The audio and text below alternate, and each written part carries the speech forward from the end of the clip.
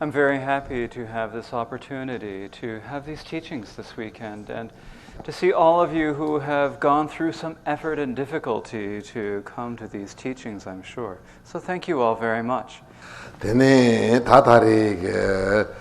Generally, when we practice the Dharma, we can do this in complicated ways, or we can do it in uncomplicated ways. And so here we have the opportunity to talk about doing Dharma practice in an uncomplicated fashion. And so these are instructions by Mipham Rinpoche. And so they're called the instructions which points out the mind essence according to the tradition of the old realized ones. So the old realized ones, this means people who've meditated, and through meditating, they've had experience. Then from the experience, they get a result. And that is what we mean when we say the old realized ones. So they have realization, they have some good experience. And so this is the pointing out, they're indicating things through their experience. It means that the person who's teaching this instruction himself has a lot of experience. And so when we say the old realized ones, that means that they have a lot of experience and really wonderful experience. Now, generally, when we practice through listening, contemplating, and meditating. First, we listen to the teachings, then we contemplate them in the middle, and then we do the meditation.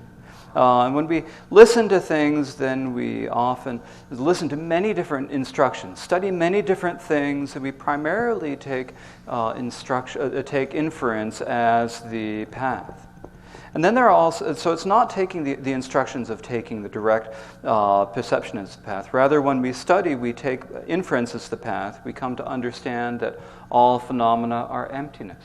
We study the 16 different types of emptinesses. We study the fact that all individuals are empty of a self, all phenomena are empty of a phenomenal self, and we meditate upon this, we take teachings on this, we use our inference, and we practice in this, in that way. But here, that is a different type of instruction than we are doing here. Here we are having the instructions that point out the mind essence as being, point out the mind essence. And so really actually the mind essence is something that is always present with every individual. We just haven't had a chance we haven't looked at it. But if we were to look at the mind, we would see that it is naturally empty and naturally clear. It's not something that's hidden, it's just we haven't looked. So if we look, we can see it and we can actually experience it. And so this is the mind essence. So the mind essence means the nature of the mind. And so these are the instructions which literally the Tibetan says pointing a finger at the mind essence. And so when we say pointing a finger, this is a rather poetical or metaphorical language.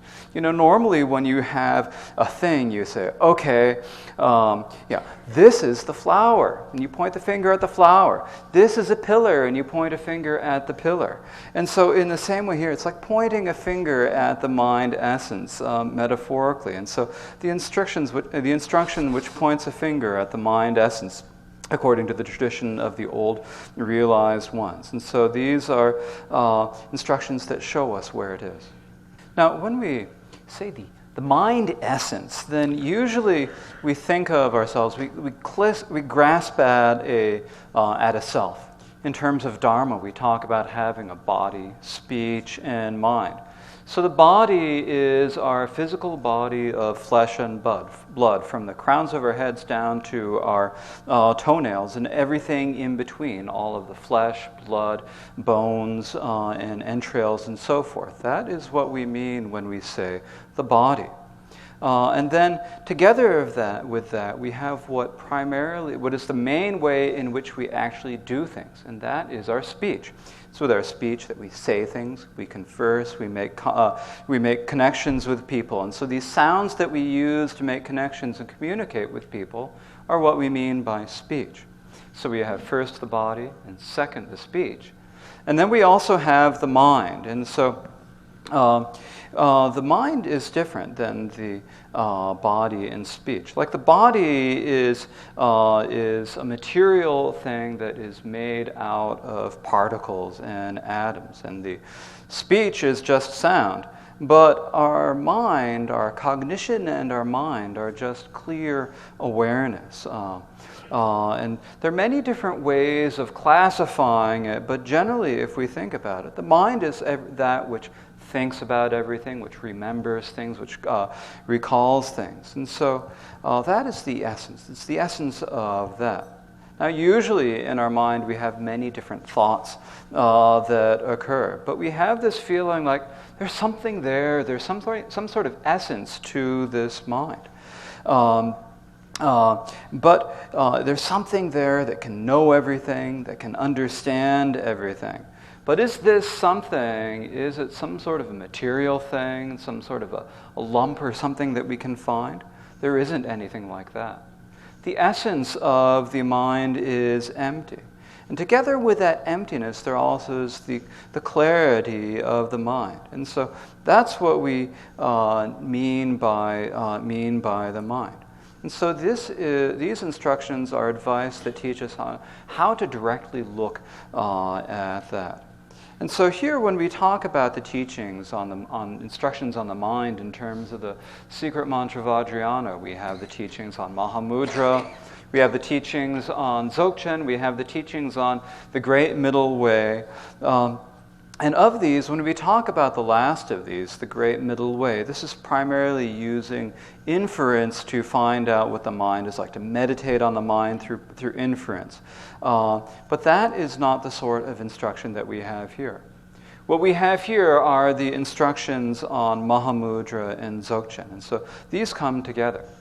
Now, the commentary on this instructions comments upon it as if it were a Dzogchen text, but actually it's not just a Dzogchen text. It actually teaches both the Mahamudra and the Dzogchen together.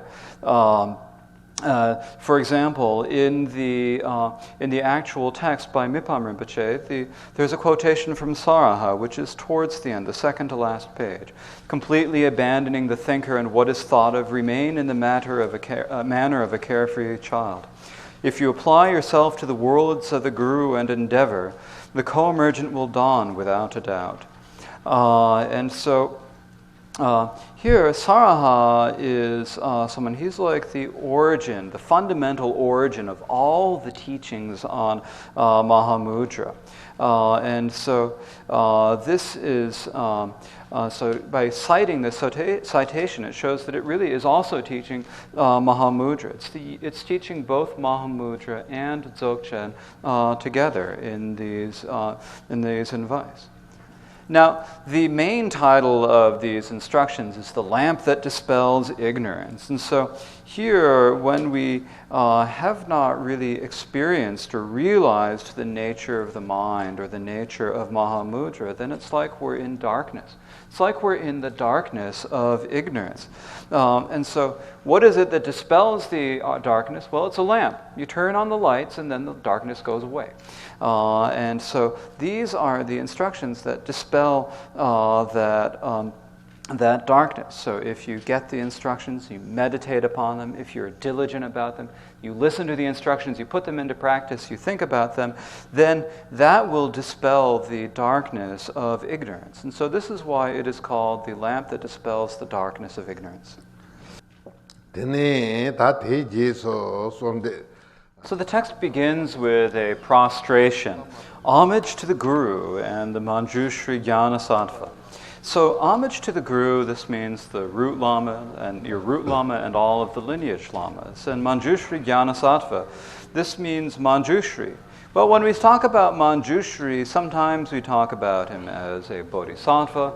Sometimes we talk about him as the embodiment of the wisdom mind of all the Buddhas. But in either case, that is the sort of Manjushri to whom we are prostrating. Then following that is the discussion of the reasons why he's teaching these instructions. And so this is in order to help us if we are diligent in our meditation. These are instructions to help us in our meditation. And so the reason is taught in the words that say, without having to study, reflect, and train extensively, but by maintaining the mind essence through the tradition of oral instruction. With minor hardship, an ordinary town yogi can arrive at the Vajravidya level. That is the power of the profound path. And so if we listen or study, and then we reflect, and then train ourselves extensively, we can attain a good result. But sometimes that's difficult to do. It takes a lot of hardships to do that. You have to put worldly affairs out of your mind.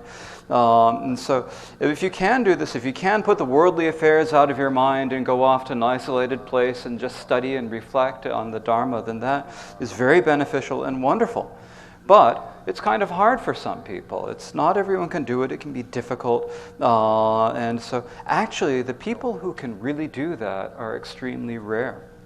So not everyone can do that. So these are instructions that those people who are unable to do that can also practice. So you don't have to listen and study and train extensively. It means that you can do some, but you don't have to do that much. But by maintaining the mind essence through the study, through the tradition of oral instruction. So here, the tradition of oral instruction means that we're not taking inference as the path. We're not primarily using logic. We're not following the tradition of the middle way. So what is it that we're actually doing? We're just maintaining the mind essence. We're just nurturing the mind essence by merely nurturing that. Not through logic, but just maintaining or nurturing the essence of our minds. And so the essence of our mind is naturally peaceful. So why is it that the essence of our mind is naturally peaceful? Well, the reason that the essence of our mind is naturally peaceful is because it is naturally empty. Of course, sometimes it doesn't seem that way. Sometimes it seems like there are a lot of things that occur in our mind. There are all sorts of difficulties that we have, all sorts of problems, unhappinesses, and all sorts of annoying things that happen in our mind. All of these are problematic. There are the afflictions. There are the different thoughts that we have. But all of these are just like, the manner they take, it's sort of like the manner of waves. It's not the actual essence of the mind. The essence of our mind is naturally empty, is naturally peaceful. It's naturally empty.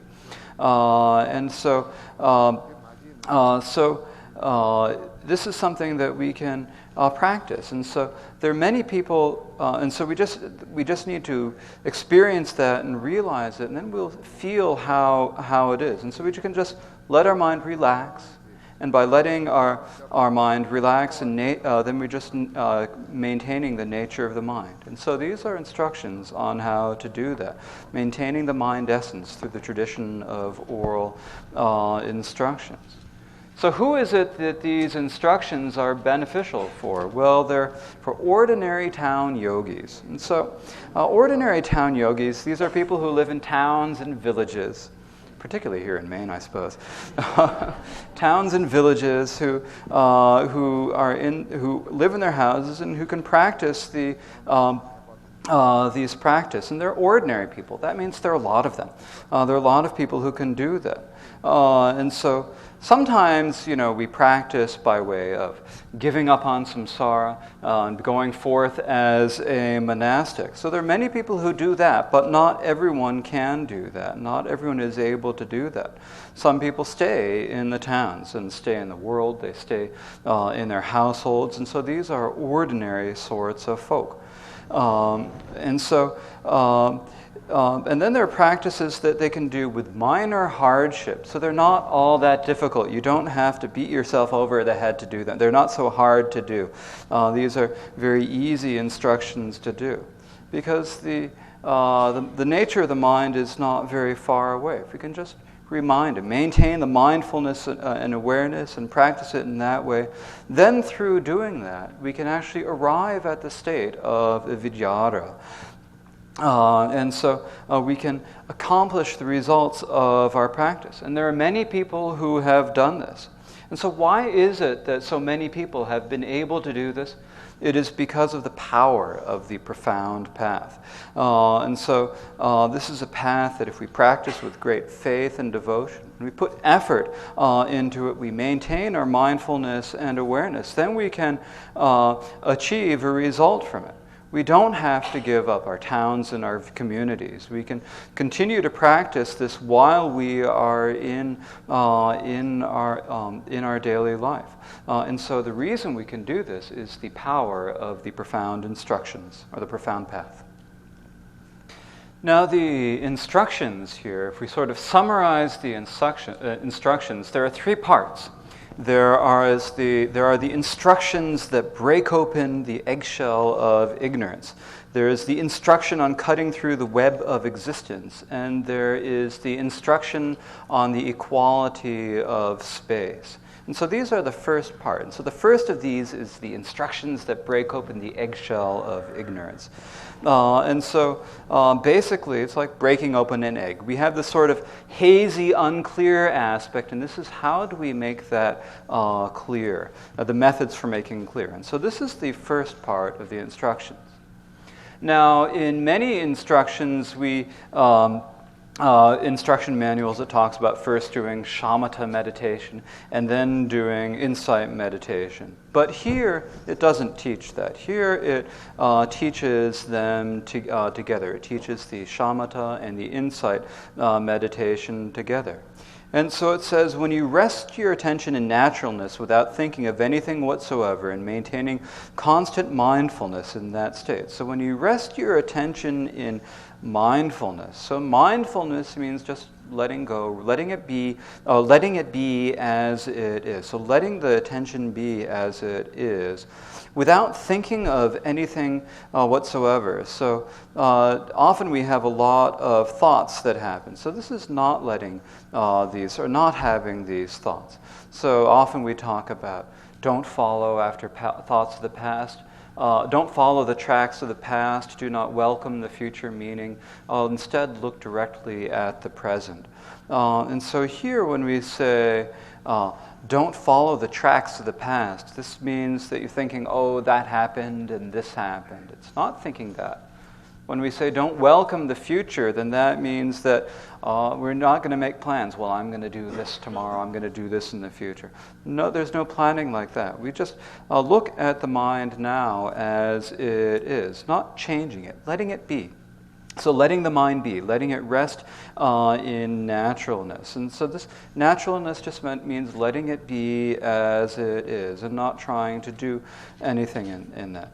And so maintain a constant mindfulness in that state. So when we're within that, we need to nurture that state through the continuation of, or the continual mindfulness and awareness. If we don't have any awareness, then we'll have many different thoughts that occur. We won't be able to rest in that state. And so if we keep the mindfulness going, then we won't have as many thoughts, and we will be able to really nurture the meditation, and our meditation will go well.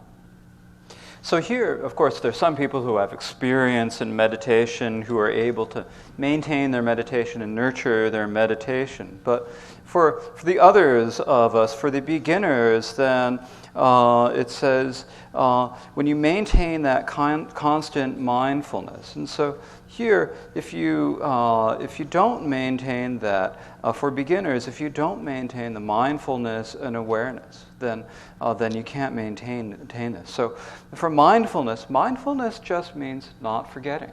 It's not forgetting what you're doing. So you have to have clear mindfulness in your mind. Without mindfulness, you'll forget what you're doing, and then you will not be able to really nurture and continue your meditation. And so you have to have that constant mindfulness.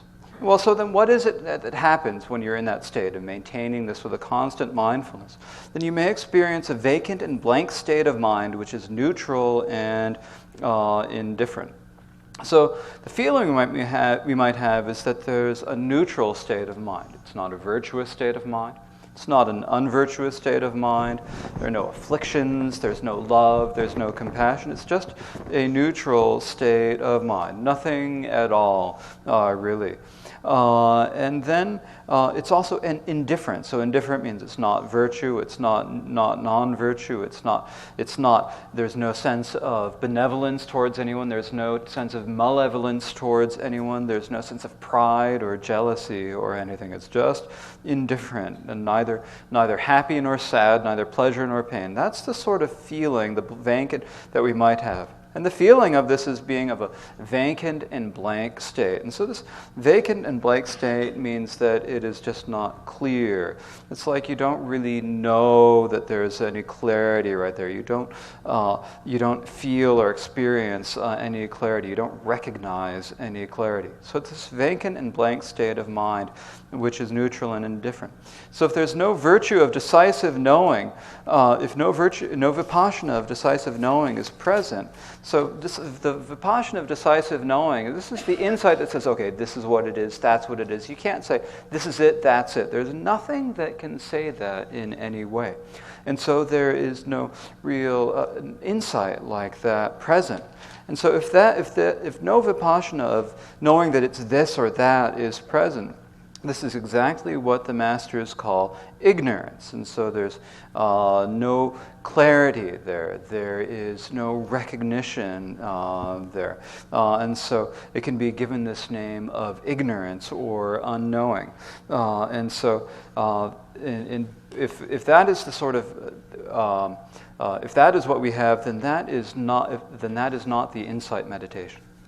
Actually, there are three different names that are given to the state. So the first of them is ignorance. It's just not knowing anything, no clarity at all, not seeing anything, not recognizing anything. And so then that's the first name, and then there's also another name, and so it is also called undecided from the point of being unable to express any means of identification, such as saying it is like this or this is it. So it's like you can't say that's what it is. Oh, this is what it is. That's how it's like. You can't say, oh, this is empty. This is clarity. There's no recognition, no ability to say any of that. And so it is called undecided, or literally sort of neutral, undecided. And so here there's no, when we call it, there's no clarity there. It's an unclear, it's not unvirtuous, it's not virtuous, it's not unvirtuous, it's kind of neutral and undecided where it's going. And so from this respect, it is called undecided or neutral. Then the third name that is called is just indifference. And so being unable to say what you were remaining in or thinking of, this state is called ordinary indifference. And so you can't really say what's going on. You can't say, oh, this is pleasant. You can't really say this is unpleasant. You can't say this is any sort of way. There's just no way that you can express, or you don't have any way to express what it is. And that sort of state is called ordinary indifference. And so in this way we have three different names. The first of the names that you can label this with is ignorance. So ignorance of having no clarity, no knowing in there, being unable to know what it is. And so if you're within that sort of a state, that's why we call it ignorance. And it's also called sort of indecision or undecided. And it's also called indifference.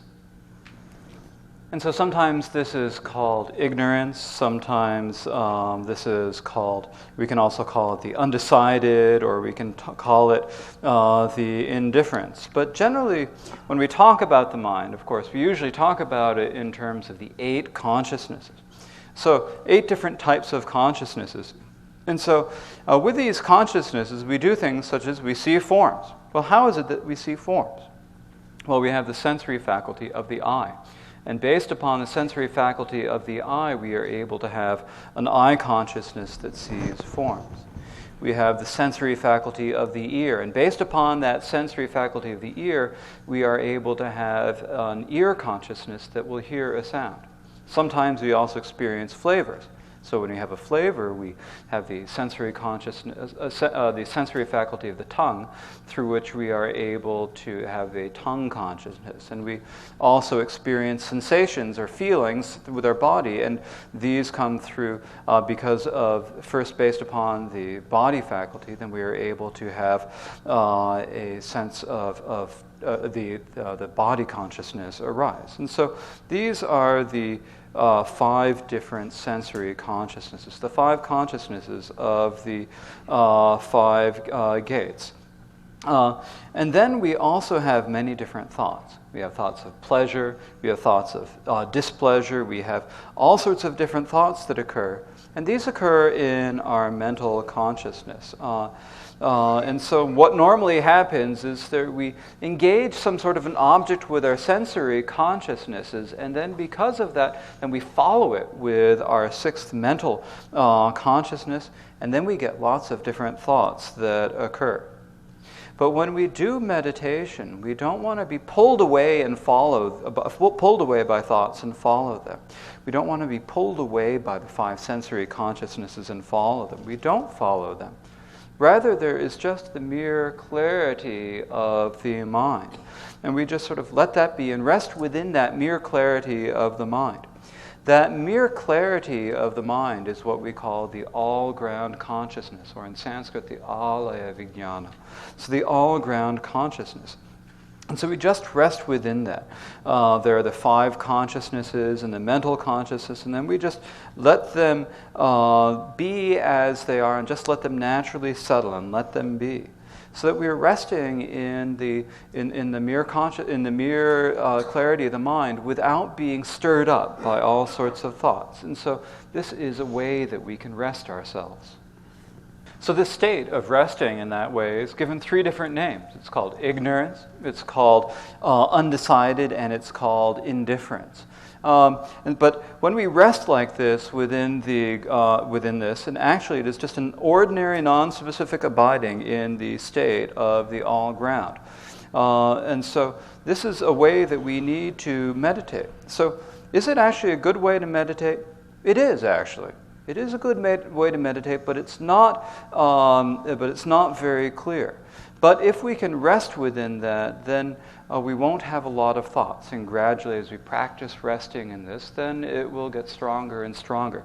And so through that, then we will be able to develop the non-conceptual wakefulness, or the non-conceptual wisdom. So although non-conceptual wakefulness has to be developed through this method of resting meditation, so we do need to use this. Well, actually, do we need to use this? If you have experience in meditation, it's not absolutely 100% necessary to use these methods. But if you are a beginner, then you do need to use these methods. You need to follow these methods and then gradually use them until you gradually develop the experience for them. But when you're so we have to rest in this in order to develop the non-conceptual wisdom. It continues to say, to lack the wisdom that sees your own nature is not the main part of meditation practice. And so, is this the actual meditation practice? It's not the actual meditation practice. And so, here it continues, this is what the aspiration of Samantabhadra says. So the aspiration of Samantabhadra is a prayer from the Dzogchen tradition.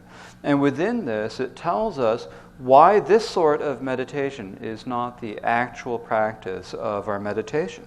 It says, the vacant state of not thinking anything. And so we don't have good thoughts, we don't have bad thoughts, we don't have any sorts of thoughts at all. And so this is what we call a vacant state. There's nothing going on. The vacant state of not thinking anything is itself the cause of ignorance and confusion. And so in terms of being either awareness or unawareness and ignorance, this is the latter. It's unawareness and ignorance. It's not the actual practice. This is called ignorance or unawareness. And so here it's not really knowing anything. It's like being in an eggshell. So these are the instructions that break open the eggshell of ignorance. So, you have an egg and you're inside the eggshell. It's like you can't see anything, can't know anything, you can't break out. You're wrapped up within this eggshell of ignorance. So that means there's no clarity, there's no feeling of clearness inside this shell. So you have to break it open. And so when you break open an eggshell, what happens? The birdie comes out. So you've got the bird that comes out. And so in the same way, we have these instructions that we need to open the eggshell. So how is it that we break open the eggshell of ignorance? Well, the instructions begin saying, since your mind does experience this kind of vacant state with no thought or a mental activity, and so, there's not a lot of thoughts, but there's no clarity. And you have this idea, that's this sort of I've got this sort of vacant state. That's what it is, and you've got that thought that recognizes this. So there aren't many thoughts happening, and then you realize you're in this sort of a vacant thought. So your mind does experience it. So the one who experiences this is your mind. Experiences this blank and vacant state with no thought or mental activity. So then look naturally into the one who perceives the state and who remains without thinking. So there's someone who perceives the state, says, that's this state.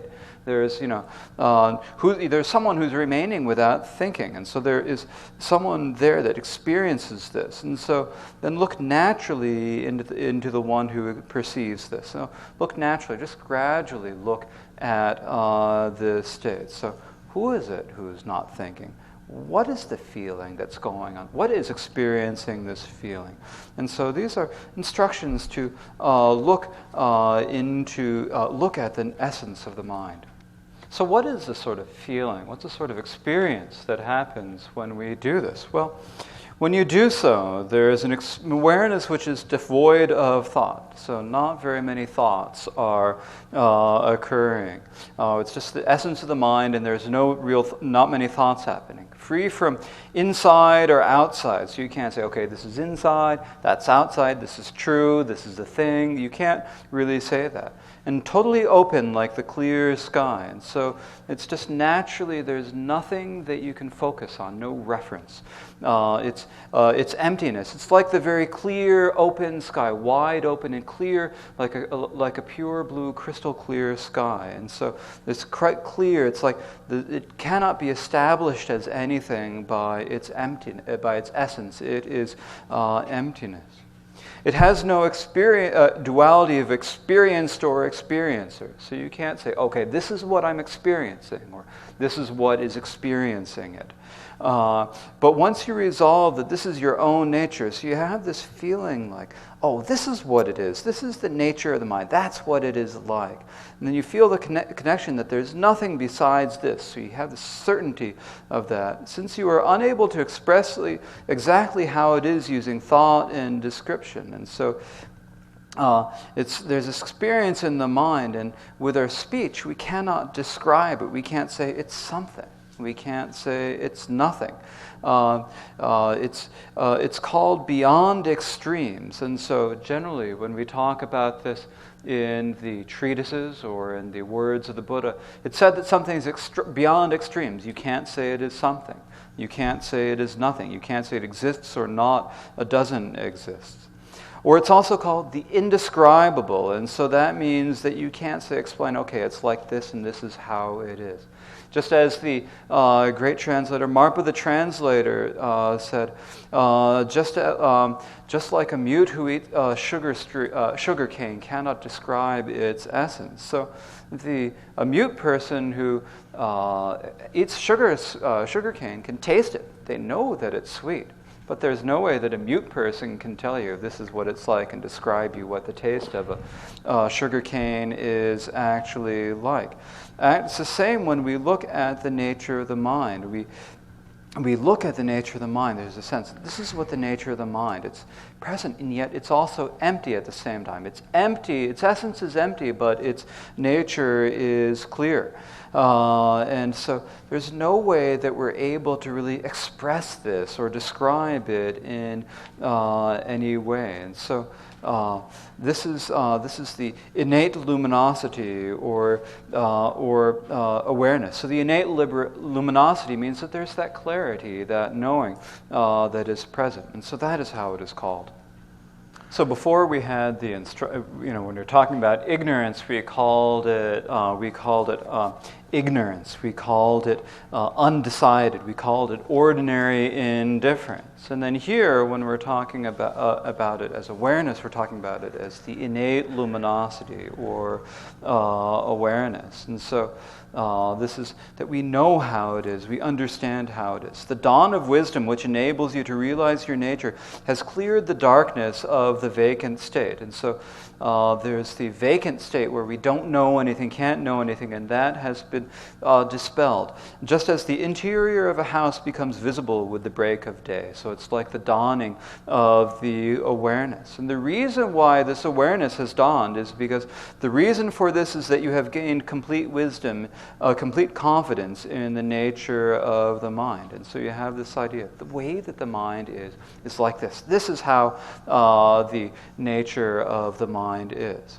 And so this is called the instruction on breaking open the eggshell of ignorance. So first we had the ignorance, not knowing anything, the sort of blank and vacant state. And then when we look at the essence of that blank and vacant state, then we see that it is emptiness that cannot be established as anything. Yet it is the clarity that can appear as anything. And so these instructions are the instructions that break open the eggshell of ignorance. And so that is enough for this evening's session.